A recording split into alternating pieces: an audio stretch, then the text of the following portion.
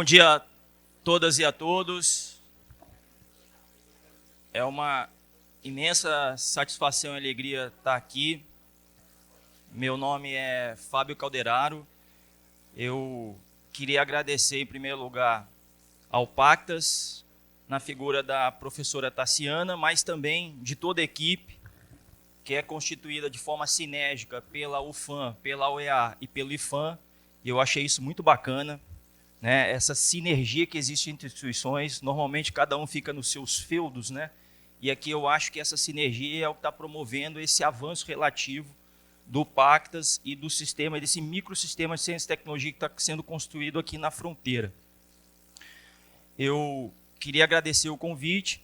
Eu acho que a professora Tassiana muito gentilmente me convidou para falar da experiência que tive na Suframa, né, como gerente de projetos, e cuidei, de certa forma, do projeto CBA, que finalmente, depois de 21 anos, de forma inédita, o MDIC agora deu uma personalidade jurídica e vai dar um melhor destino para o CBA, para que ele possa, de fato, cumprir o papel para o que foi criado ainda em 2002. Mas faço um disclaimer aqui que não falo mais pela Suframa e pelo CBA. Tá? Então, aqui é a experiência de um cidadão que, apesar de não ter nascido no Amazonas, escolheu o Amazonas para viver ainda em 99. Foi a melhor escolha que eu fiz na minha vida. Bom, todos nós sabemos da importância estratégica que a Amazônia tem não só para o Brasil, mas para o mundo todo. Nós temos aqui mais de 30% da biodiversidade do planeta, da reserva de estoque de carbono florestal, da reserva de água doce. Somos uma região de beleza cênica, multicultural. Temos várias Amazônias dentro da própria Amazônia. A Amazônia do Alto Solimões é diferente da Amazônia do Médio Solimões, que é diferente do Alto Rio Negro, que é diferente do Médio Amazonas e assim por diante. Temos uma marca muito forte, conhecida no mundo todo. Somos um gigante climático. E por sermos um gigante climático, somos um prestador de serviços ambientais, não só para o Brasil, mas para o mundo todo. Tanto é que a pujança do agronegócio, muito em parte, se tem no Brasil pela constância das chuvas que é garantida pelos rios voadores que aqui nascem e garantem a pujança do nosso agronegócio. Mas nós precisamos transformar toda essa nossa vantagem comparativa, a nossa abundância de biomassa, a nossa biodiversidade, como o Rafael é decrescente, em vantagem competitiva. E ainda que nós façamos parte de uma zona especial de atividade econômica, nós temos aqui, Tabatinga, é uma área de livre comércio, e que faz parte do modelo Zona Franca de Manaus, que tem como seu carro-chefe, lá em Manaus, o Polo Industrial de Manaus. Né? Mas o Polo Industrial de Manaus, ele interfere diretamente aqui em Tabatinga também. Nós estamos aqui numa sede da Universidade do Estado do Amazonas, que é garantido pela contribuição compulsória das empresas que estão lá no Polo Industrial de Manaus. Se não fosse o polo, a universidade aqui não existiria. Esse modelo transformou Manaus, em 76, que era uma cidade de 320 mil habitantes, numa capital de 2,2 milhões de habitantes, que uma indústria concentrada em 400 quilômetros quadrados tirou de alta intensidade tecnológica, diga-se, concentrou a atividade industrial nessa área e tirou a atividade predatória do interior. Por outro lado, tem os colaterais do modelo, porque, de certa forma, ele gerou um alto custo de oportunidade, os setores de atividade que lá estão colocados geraram um alto custo de atividade para as atividades econômicas que se comunicam com a economia da floresta. Porque em Manaus ainda existia, na década de 70. Eram as usinas de Sorva, Palata, Balrosa, enfim. E aí os investidores, né, os superavitários, deixaram essas atividades para produzir celulares, né, os agentes superavitários. Né, o seu Nathan Xavier trouxe a Moto Honda. Então, essas atividades e esvaziou a economia do interior. Tanto é que 76% do PIB do estado está concentrado na área metropolitana de Manaus. É muito difícil mudar essa atividade, a parcela do PIB que vem do polo industrial de Manaus, não dá para substituir o modelo Zona Franca de Manaus como hoje está colocado, até porque, em 2023, o polo industrial de Manaus ele faturou 164 bilhões de reais. E por que eu estou falando isso é importante para Tabatinga? Porque por conta das transferências da União. Se o polo industrial de Manaus não existir, não existe a UEA aqui, tá certo? Não passa esse recurso para o município de Tabatinga, então ele é totalmente dependente disso. Substituir é muito difícil isso acontecer. Quais são as atividades econômicas que juntas vão superar 164 bilhões de arrecadação num único ano? Só para ter uma ideia, eu peguei aqui o turismo, né? Eu coloquei em 2019 ali porque foi antes da pandemia. Então, toda a receita que os estrangeiros deixaram no Brasil em 2019 foi na ordem de 6 bilhões de reais, que dá mais ou menos uns 32 milhões de dólares. Bilhões de dólares. O que eu quero dizer é o seguinte: se todos os turistas que vieram ao Brasil em 2019 tivesse como destino o estado de Amazonas, ele sequer deixaria 25% do que é faturado pelo polo industrial de Manaus. É muito difícil substituir esse modelo. Pode passar. Mas nós temos um problema no modelo atual. Pode passar. Porque 48% do modelo econômico que mantém a UEA, diga-se passagem, ele está assentado na matriz de eletroeletrônicos e bens de informática. E nós somos uma matriz de incentivos que tem como carro-chefe o Imposto de Produtos Industrializados, o IPI.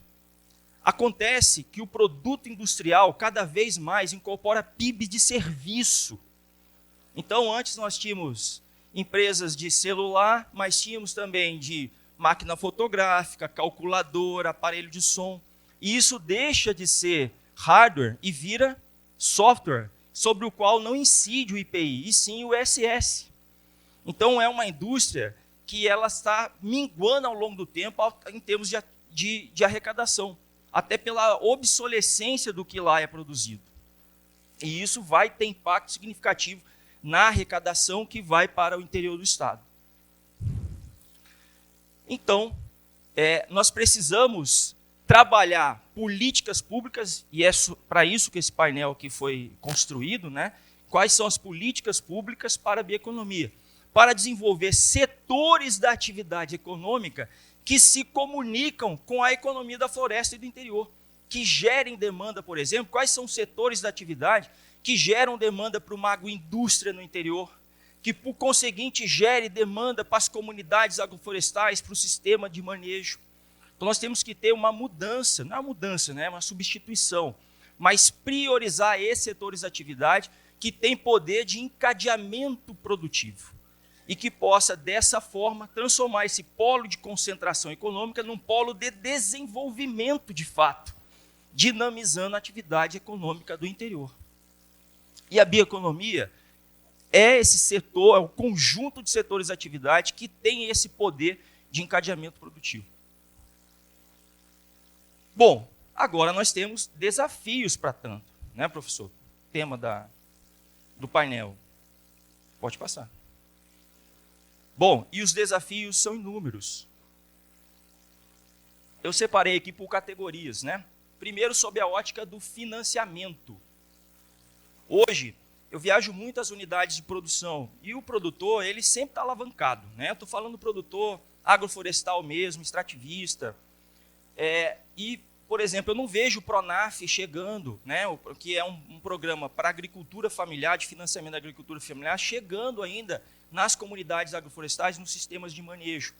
Isso porque, muitas vezes, o produtor, na Amazônia, 78% da atividade estão às margens dos rios e eles não têm título de terra. Então, nós temos que criar instrumentos financeiros adequados com a realidade local. Não dá para tratar hoje a agricultura familiar aqui na Amazônia da mesma forma que se trata nos demais lugares. São ambientes completamente distintos. Produtos customizados para cada cadeia produtiva, lembremos-nos da sazonalidade das nossas cadeias. O Guaraná, por exemplo, que em Maués agora vai começar a coleta em 2019 é diferente da castanha de Manicoré, que vai ser em janeiro ou fevereiro, que é diferente da própria castanha de Quari e Beruri, que já começa agora também em novembro. Então, nós temos que ter instrumentos financeiros de financiamento adequados com a sazonalidade das nossas cadeias. Não vou falar de todos aqui, mas um ponto que é importante também é que nós façamos um trabalho de prospecção comercial para atrair empresas âncoras que possam desenvolver esse encadeamento produtivo. Eu fico muito feliz quando eu vejo a iniciativa de empresas nascentes de base tecnológica, e como nós estamos falando de um pacto tecnológico, pressupõe a incubação e aceleradora dessas empresas, mas aumenta enormemente a probabilidade de prosperidade dessas empresas nascentes quando empresas âncoras geram demanda para essas empresas nascentes, que pela sua flexibilidade pode atender dores específicas. É assim no Parque Tecnológico São José dos Campos, que as empresas do setor aeroespacial resolvem demandas majoritariamente da Embraer. O Parque Tecnológico de Piracicaba resolve demandas das empresas do agro. Mas nós precisamos dessas empresas âncoras daqui também, grandes empresas de setores específicos. Pode passar. E aí nós temos que ter a matriz um produto para saber quais são esses setores da atividade que a SUFRAMA, o MDIC e todo o governo do estado tem que focar na prospecção comercial. Alimentos e bebidas, funcionais, nutracêuticos, cosméticos, a indústria fitoterápica. 60% da população mundial consome a medicina fitoterápica. É um mercado que cresce 15% ao ano e, pasmem, na Amazônia nós só temos 2 espécies cadastradas na farmacopeia brasileira, que é o indigato guaraná. É um contrassenso. Então, nós temos que trazer, normalmente, essas empresas que tomam o risco tecnológico na inclusão das espécies vegetais na farmacopeia e na Rename, fazendo com que o SUS possa gerar uma demanda específica. Sob a ótica da demanda, nós temos desafios também. Pode passar. Primeiro, rastreabilidade. Nós nunca teremos até mesmo pelas particularidades do setor primário nosso, da questão da reserva legal de 80%, nós nunca vamos, agroetec, agroepop, agroetudo, nunca vai colar aqui na nossa região. Então, nós não seremos um grande produtor de matéria-prima. Em contraparte, nós temos que alcançar, portanto, não mercados de massa, e mercados de nicho. É alto valor agregado e usar a marca Amazônia, tangibilizar a marca Amazônia. E aí vem o importante trabalho que a MDIC está fazendo agora, com o selo verde e o selo Amazônia, que vai tangibilizar o alcance dessa marca para o alcance de mercados mais sofisticados e exigentes. Mas essa certificação é muito importante. Por outro lado, também, nós precisamos de acordos bilaterais para incluir as nossas cadeias da sociobiodiversidade em cadeias de valor global. Vou dar um exemplo. Volta, por favor. Vou dar um exemplo aqui. O maior produtor de castanha do Brasil, não vou entrar separar o Amazonas, até porque o Acre é um grande produtor, ninguém fala do Acre, mas é um grande produtor de castanha. Mas os maiores exportadores hoje são, respectivamente, Bolívia e Peru. E por que isso acontece? Não é só por controle fitossanitário, não é só por isso. É porque os maiores compradores são Estados Unidos e Coreia do Sul, que são por eles taxados, respectivamente, em 5% e 4%. Enquanto no Brasil é taxado em 24%. Então, muito da castanha sai do Brasil, vai para a Bolívia, para o Peru, e de lá é exportado. Isso porque essas nossas cadeias da sociobiodiversidade não entram nessas pautas bilaterais de acordos comerciais e deve fazê-lo. O Brasil dá predileção normalmente para grandes cadeias, da soja, da carne, mas não inclui. Então, isso aqui cai na prova. A gente tem que buscar incluir essas cadeias para alcançar mercados mais sofisticados. Pode passar. Pelo lado da oferta, então, temos muitos desafios, né? Melhoria do ambiente de negócio. Na Amazônia, predomina a informalidade. E aí cria-se uma concorrência perfeita, porque quem trabalha na formalidade não consegue concorrer com quem trabalha na informalidade, né? Então, a gente tem que melhorar esse ambiente de negócio e ambiente de fiscalização também. Melhoria de infraestrutura, estou falando logística, comunicação e energia. dos 62 municípios da Amazônia, só um único porto consegue descarregar container, que é o de Manaus. Num estado que tem majoritariamente feita a logística pelos rios. Então, nós temos que investir em logística. E comunicação, quem está de fora aqui e não está vendo seu celular funcionando, não precisa nem dizer, porque isso é importante, né? Capital humano, e eu estou falando de capital técnico majoritariamente, né?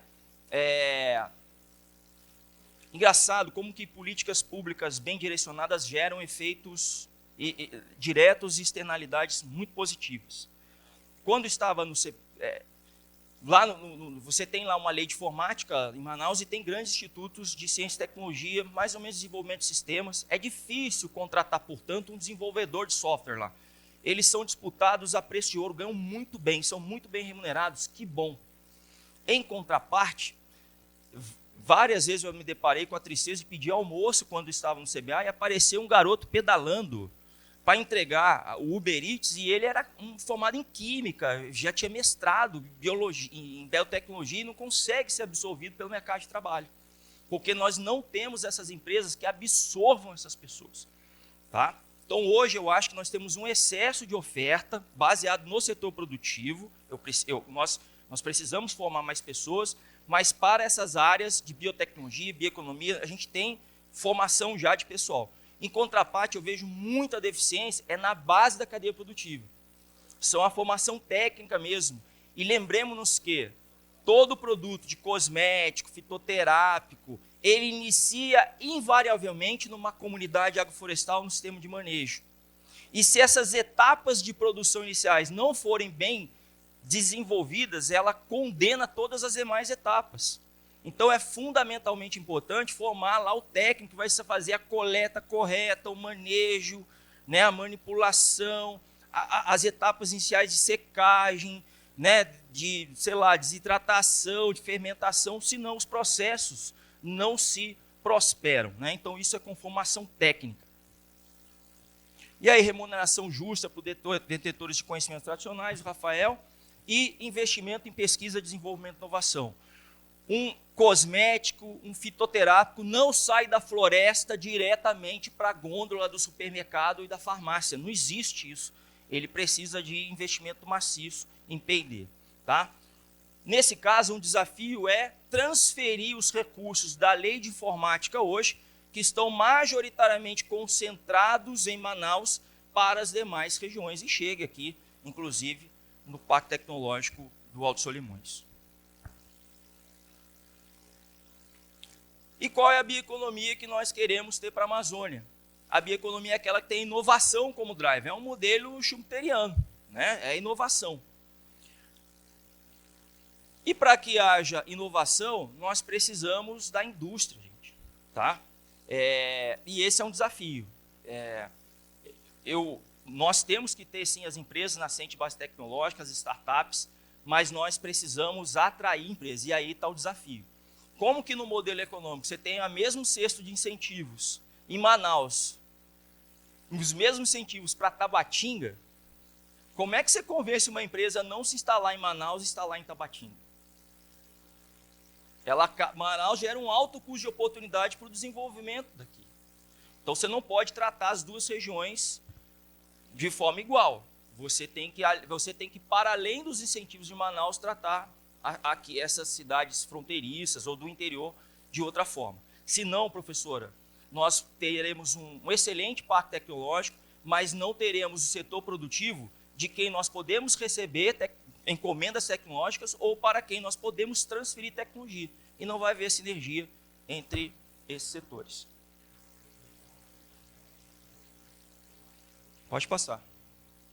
O desafio, gente, não é deixar os produtos nossos tão somente para setores tradicionais. Os setores tradicionais, eles são importantes, aqueles que têm menores etapas de produção, menor valor agregado.